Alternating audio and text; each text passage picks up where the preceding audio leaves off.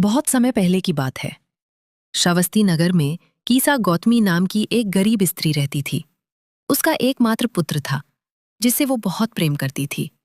दुर्भाग्यवश एक दिन उसका पुत्र अचानक बीमार पड़ा और मृत्यु हो गई।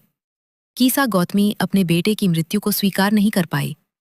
वो उसे गोद में उठाए पूरे नगर में घूमती रही और लोगों से कहती, कोई मेरे बेटे को दवा दे दो, वो सो रहा है। लोग समझ गए कि वो दुख में पागल हो चुकी है। किसी ने उससे कहा, तुम भगवान बुद्ध के पास जाओ, शायद वही तुम्हारी मदद कर सकें। बुद्ध से भेंट कीसा गौतमी बुद्ध के पास पहुंची और रोते हुए बोली, भगवान, मेरे बेटे को जीवित कर दीजिए। बुद्ध ने करुणा से उसकी ओर देखा और कहा, मैं तुम्हारी मदद कर सकता हूं, लेकिन पहले तुम मेरे लिए सरसों का एक दाना लेकर आओ। ऐसा दाना जो किसी ऐसे घर से आया हो जहां कभी किसी की मृत्यु न हुई हो। कीसा गौतमी आशा से भर गई और सरसों का दाना ढूंढने निकल पड़ी। घर घर की खोज वो एक घर पहुंची। वहां लोगों ने सरसों देने को कहा, लेकिन बताया कि उनके घर दादा की मृत्यु हो चुकी थी। वो दूसरे घर गई। वहां मां की मृत्यु हुई थी। तीसरे घर में किसी बच्चे की।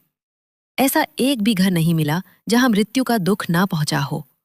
धीरे धीरे उसे समझ आने लगा कि मृत्यु केवल मेरे बेटे के साथ नहीं हुई है, ये जीवन का सत्य है।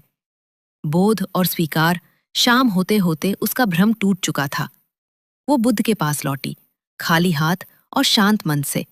उसने कहा, भगवान, अब मैं समझ गई हूं, मृत्यु से कोई नहीं बच सकता।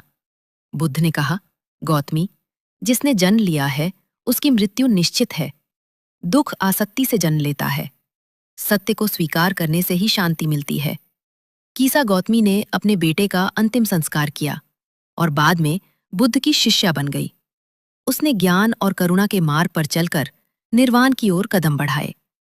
कहानी की सीख, मृत्यु जीवन का अटल सत्य है। दुख का कारण आसक्ति है। सत्य को स्वीकार करने से ही शांति मिलती है। करुणा और समझ से मन मुक्त होता है।